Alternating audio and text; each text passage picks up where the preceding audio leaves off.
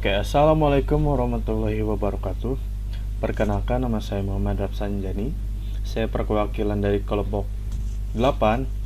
Di sini saya akan menjelaskan atau mempresentasikan tentang kelompok saya, yaitu dengan tema tugas, yaitu uji Kolmogorov-Smirnov dengan beranggotakan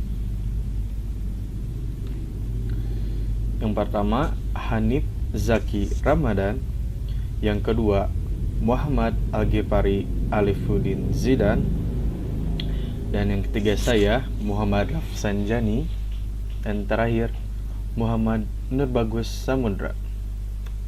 Oke, langsung ke materi saja ya. Yang pertama, di sini saya akan menjelaskan dari poin pengertian. Uji Kolmogorov-Smirnov merupakan pengujian normalitas yang banyak dipakai, terutama setelah adanya banyak program statistik yang beredar. Nah, kelebihan dari uji ini adalah sederhana dan tidak menimbulkan perbedaan persepsi di antara satu pengamat dan pengamat yang lain, yang sering terjadi pada uji normalitas dengan menggunakan grafik. Oke, selanjutnya konsep dasar dari uji normalitas ini, yaitu Kolmogorov-Smirnov ini, yaitu dengan membandingkan distribusi data atau bisa dikatakan yang akan diuji normalitasnya dengan distribusi normal baku. Nah, apa sih distribusi normal baku ini?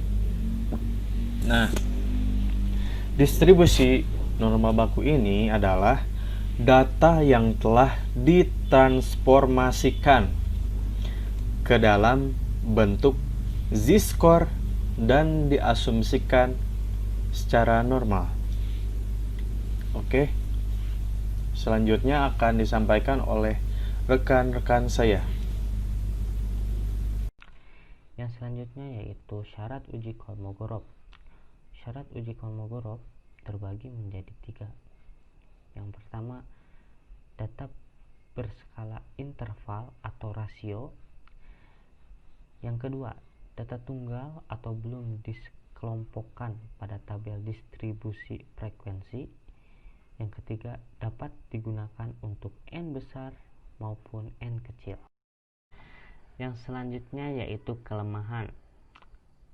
Kelemahan uji Kolmogorov-Smirnov yaitu bahwa jika kesimpulan kita memberikan hasil yang tidak normal, maka kita tidak bisa menentukan transformasi seperti apa yang harus kita gunakan untuk normalisasi. Yang selanjutnya yaitu perumusan hipotesis. Secara matematis, H0 Fnx sama dengan F0x, H1 Fnx bukan sama dengan F0x, yaitu Fnx adalah fungsi distribusi empiric atau berdasarkan sampel. Yang selanjutnya F0x adalah fungsi distribusi teorik sesuai yang dihipotesiskan. Perumusan hipotesis secara umum, H0 data sampel berasal dari distribusi normal, H1 data sampel tidak berasal dari distribusi normal. Selanjutnya statistik uji, yaitu sebagai gambar di bawah ini, yaitu D sama dengan sub X Fnx min F0x. Assalamualaikum warahmatullahi wabarakatuh. Saya M. Nur dari kelompok 8. Saya akan menjelaskan bagian slide 8 hingga 10, yaitu daerah kritis, contoh dan penyelesaian. Daerah kritis, tolak HO jika D lebih besar daripada DA. DA adalah nilai kritis untuk Uji kronologi Smirnov. Suatu sampel diperolehkan dari tabel Kolmogorov-Smirnov. Satu sampel tabel Kolmogorov-Smirnov. Fn X adalah nilai peluang kumulatif fungsi distribusi kumulatif berdasarkan data sampel. F0x adalah nilai peluang kumulatif fungsi distribusi kumulatif di bawah HO P Z lebih kecil pada ZI. Contoh, diberikan data berikut. Z 73,9, 74,2, 74,6 dan seterusnya. Apakah kumpulan data tersebut berasal dari distribusi normal? Lakukan uji Kolmogorov-Smirnov dengan A sama dengan 0,05. Penyelesaian. H0 data sampel berasal dari distribusi normal. H1 data sampel tidak berasal dari distribusi normal. Statistik uji.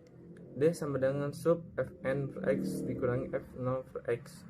Darah kritis tolak HO jika D lebih besar daripada DA. Untuk A 0,05 dan derajat bebas sama dengan N sama dengan 14, maka dari tabel Kolmogorov-Smirnov diperoleh nilai D 0,05 dibagi 14 sama dengan 0,14. Lalu slide berikutnya akan dijelaskan oleh teman kelompok saya, Hanif. Sekian, terima kasih. Assalamualaikum warahmatullahi wabarakatuh. Nama saya Hanif Zaki Ramadan dengan NIM 18305111031, berasal dari Prodi Teknik Informatika semester 3B. Saya akan mempresentasikan atau melanjutkan presentasi apa yang sebelumnya sudah disampaikan oleh Muhammad Nur Bagas. Di sini saya akan menampilkan tabel perhitungan uji Kolmogorov-Smirnov. Untuk perhitungannya, dari data diperoleh 75.943 dan S 1.227. Berdasar perhitungan dari tabel, ternyata selisih maksimum diberikan dengan nilai 0,1302. Ternyata D lebih kecil daripada DA, berarti gagal tolak HO. Sehingga dapat disimpulkan bahwa kumpulan data tersebut berasal dari distribusi normal. Untuk kesimpulannya, dari semua yang sudah disampaikan, uji Kolmogorov-Smirnov adalah uji beda antara dua data yang diuji normalitasnya dengan data normal baku. Uji ini dapat digunakan untuk populasi besar maupun kecil. Jika dibandingkan dengan chi-square, Kolmogorov-Smirnov itu lebih baik. Jadi, kalau tidak normal, gunakan plot grafik untuk melihat menceng ke kanan, atau ke kiri, atau menggunakan skewness dan kurtosis sehingga dapat ditentukan transformasi seperti apa yang paling tepat dipergunakan. Mungkin hanya ini yang dapat saya sampaikan. Apabila ada kesalahan, kami mohon maaf. Sekian, terima kasih dari kami. Wassalamualaikum warahmatullahi wabarakatuh.